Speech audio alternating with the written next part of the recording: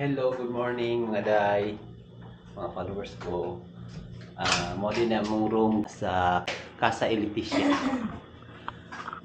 Diri mi nag-check-in karong kagabi kay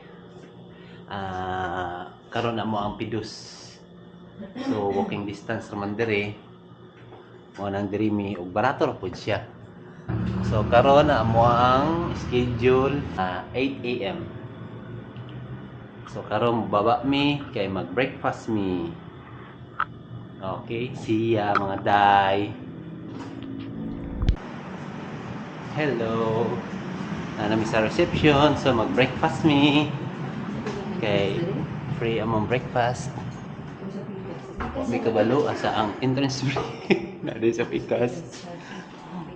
So, sorry kay guys ha, kay baguhan pa kay ko diri guys. Karon pa jud mi nag-check-in diri. Ay, dala day. Abi na mo goal. Gawas pa unta mi. So, thank you. First time ang good.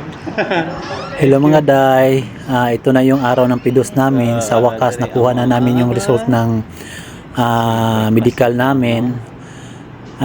Grabing hirap namin nun kasi nakatatlong balik kami sa Manila kasi nasbiutom ako, pero sa wakas lumabas din ang resulta at saka nag-good na din. Sayang yun kasi may video sana ako, kaso nakurap yung memory ko, kaya ito na lang nang natira, araw ng Pidus namin. At saka yung kasunod nito yung araw ng flight namin. So yan, nag-breakfast kami sa hotel, walking distance lang papunta ng Pidus, malapit sa Ecoland terminal bus. Yan na yung building ng Pidus namin. Maganda dito kung gusto niyo mag-Pidus dito sa Davao. Maganda mag-Pidus kasi smooth lang, hindi masyadong maraming sagabal. So yan, kinuha na ng security ang aming mga document para makapasok na kami sa Pidus room. At yan na yung room.